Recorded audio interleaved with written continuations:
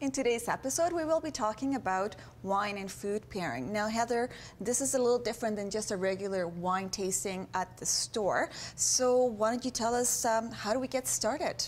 Well, okay, as a little review, we have picked our wine and food themes. Okay. We have invited our guests, we've set up our room.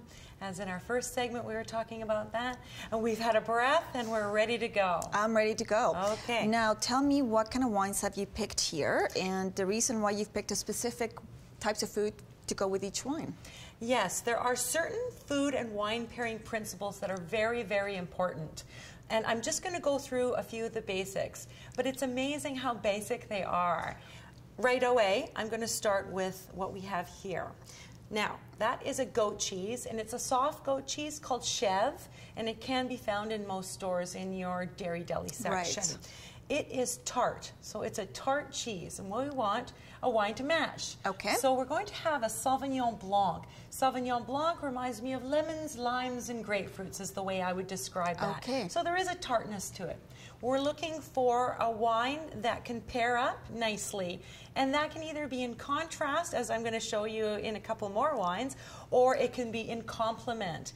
Sauvignon Blanc goes with salads, with vinaigrette dressing, chicken with a lemon, fish with lemons and lime. You see where I'm going with all of this? So that's a good cheese to pick if you're going to have a wine tasting with the cheese and the Sauvignon Blanc. Right. If you don't want to go all over the place and have caterers bringing in food and whatnot, we want to keep it pretty simple. This is a classic pairing.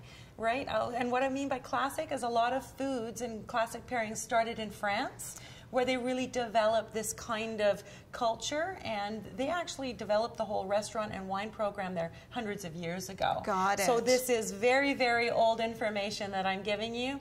So easy to just have a bit of cheese and a bit of wine. All right. So what I'm going to do is just have you taste a bit of this. I've got some Chèvre on a cracker. So if you could just have that and then have a bit of the Sauvignon Blanc. Okay. And then I'm just going to keep talking. So what we're going to do is, I want you to enjoy. So enjoy and have your sip of wine. All right. What we want to do when we're hosting a wine and food pairing in the store is bring out your food as the wine is being discussed. I've got all the food out here right now for the purposes of what we're doing. But if you're hosting in the store, what I think works much better is if you're ready to talk about your Sauvignon Blanc, bring out your cheese and your cracker plate at that time. And then everyone can have their side plate. Everyone takes a little bit, and they pass it along while you're discussing the wine. Right. I'm saying that because if I put it all out, people might be going from the pate to the meat to the cheese to the pate. You know, they might be just eating because they're hungry and not realizing that there's a method to the whole madness. The purpose, right. Yes. Right. So, well, that was lovely. That worked for you? That was actually a very nice pairing. Good. So you understood the tartness of the cheese and the tartness of the wine. That worked really, really well. Okay, I'm glad that worked. But you now have some meat cuts here, so why don't you tell me about them? Okay, basic, really good to know. Red wine and protein. So I've got some meat here, and I've made it simple. It's not so easy to hack up a steak and maybe have that for everybody. So just some deli meat, some kind of meat that's easy, and cheese. And now make it more of a hard cheese. I've got a 5-year-old cheddar here. Okay. If you've got access to a cheese shop, go in and get more of like a Parmigiano Reggiano, a Piave Vecchio. If you've got that fancy of a cheese shop in town, that's a really great one. These are hard cheeses. And the reason that's important is because they have great flavor, but they also crumble more in your mouth instead of coating.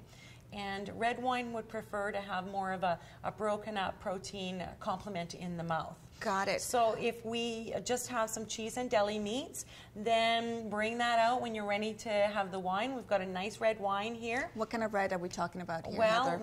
we've got a California red, a Cabernet Sauvignon, and that is more tannin. It's got more of that chalkiness to it. Okay. Tends to go very well with proteins. So that's what we're looking for. We're looking for the challenge of having the red wine with our tannin structure, big, and having something good to match it. And this is a great pairing. Can I try? Yes, please Excellent. do. Just this grab is a favorite part of mine. a little bit of that. All right. And then just have a nibble and try it with the wine. And you get everybody in the room to do this and let them have time to make notes if they like the wine and cheese pairing, because some people, it might not be their favorite. And I notice that you have the mat here again, which we've talked about in the past. Right, we'll have that available as Available well. on the handout, and you can just basically tailor make it to your event. You want to tailor make it to your event. It's the wines in your store that you're most familiar with, and just do some easy pairings. And what's really great about doing this is the homework. Now, if you can take wine and go home and make some food and do some fun wine and food pairings, what a great, fun homework piece. So if you perhaps have a bit of a discount the day of the food and wine pairing, customers can take that back home and try that as well. Take the wine home, get some ideas, of which I will have on the handout, of course. Great. Now, I'm going to really throw a curveball at you, okay. Pâté with sweet wine. Whoa, okay, what? Okay. We have done sweet wine with sweets. We're going to have it differently now. What I'm going to do is I've got a very sweet, heavy wine here. Okay. And pâté is heavy in fat. So what we're looking for is heavy fat wine and heavy fat food, and they do go together. Okay, because I know that you've talked about chocolate going really well with sweet wines. Sweet and sweet. You're saying that pâté also goes well. Yes. Okay. And it's the weight of the food and the saltiness of it, salty sweet, but it's also the weight of the food's got to match as well. Got it. So why don't you have a little go at that and tell me what you think. All right. It's just really important to try and match with match. You have to think about things like, if you're going to have a red wine, are you going to grill the steak? Are you going to put barbecue sauce on it? Because the barbecue sauce could be really, really sweet, and it may not go with the wine. So just a few considerations. One thing to consider with the red wine and white wines, salty goes with acidity. Okay, so we like salty and acidity, and we like red wines with protein. Just keep that in mind. Okay, that was surprisingly good. I have to tell you. So that's a very good pairing, and for something a little different than just your regular meat and cheese. Yes, and I don't think people think about having a pâté with a sweet wine. No.